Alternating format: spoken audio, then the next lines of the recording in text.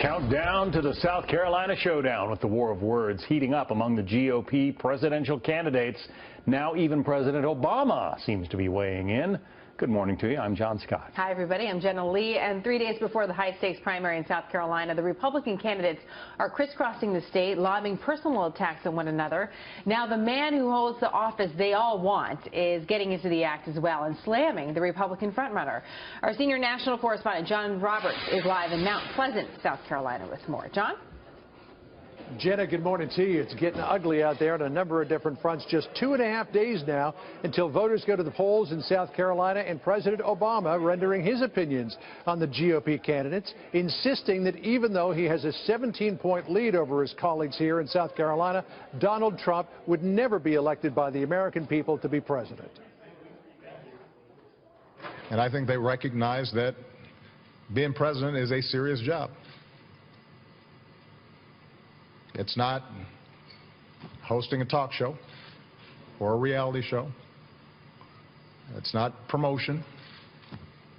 It's not marketing. It's hard. As you can imagine, Donald Trump wasn't about to let that statement just lay there without a response. Here he is. Eric, are you on the bus today? He has done such a lousy job as president. You look at our budgets, you look at our spending, we can't beat ISIS. Obamacare is terrible. The president also went after Marco Rubio, saying that as a senator a couple of years ago, he passed an immigration bill that the president could support, and now he's cut and run from it. A couple of minutes ago, Marco Rubio told me President Obama is a big part of the problem why immigration reform can't get passed.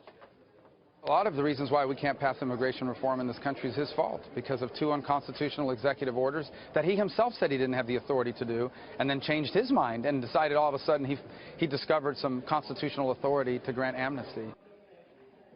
Marco Rubio basically running neck and neck now for second with Ted Cruz in South Carolina. Both he and Donald Trump absolutely hammering on Cruz for telling, as they say, untruths. And there's some early indication, Jenna, that that might be affecting Ted Cruz's number. Things are getting tight, and they're getting hot and heavy here in South Carolina. John, thank you very much. We'll be watching. We're also going to have much more on the president's comments on the GOP presidential field.